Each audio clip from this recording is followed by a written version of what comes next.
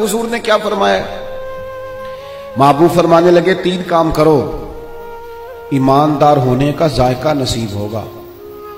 ایک ہوتا ہے کھانا، ایک ہوتا ہے مزیدار کھانا، ایک ہوتا ہے مومن۔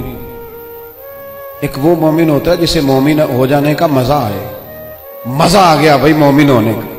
کریم فرمانے لگے 3 کام کرو تمہیں مومن ہونے کا مزہ آئے گا۔ 3 کام کرو۔ یا رسول اللہ کون سے؟ فرمایا ایک تو ہر چیز سے بڑھ کے اللہ رسول سے محبت کرو، پیار کرو، رب رسول سے پیار کرو۔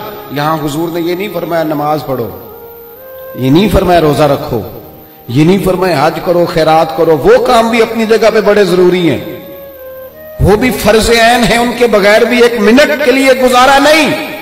لیکن فرمایا اگر ان چیزوں کا مزہ لینا ہے نا، ادھر دیکھیے میری طرف، اگر ان چیزوں کا مزہ لینا ہے نا، کہ نماز مزیدار ہو جائے، روزہ مزیدار ہو جائے، سخاوت مزیدار ہو جائے، حج مزیدار ہو جائے، فرمایا اگر چاہتے ہو مومن ہونے کا مزہ آئے تو ہر چیز سے بڑھ کے اللہ رسول سے محبت کرو۔ یہ بخاری مسلم دونوں میں موجود ہے۔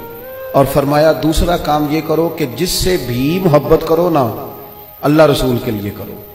چھوڑ دو ذاتی لالچ، چھوڑ دو 1 منٹ کے لیے بھی اپنا ذاتی نہ، فقط اللہ رسول کے لیے، فقط رضا الہی کے لیے محبت کرو۔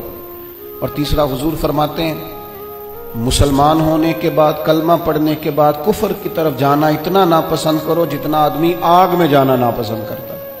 یہ 3 کام کرو تمہیں مومن ہونے کا مزہ آئے۔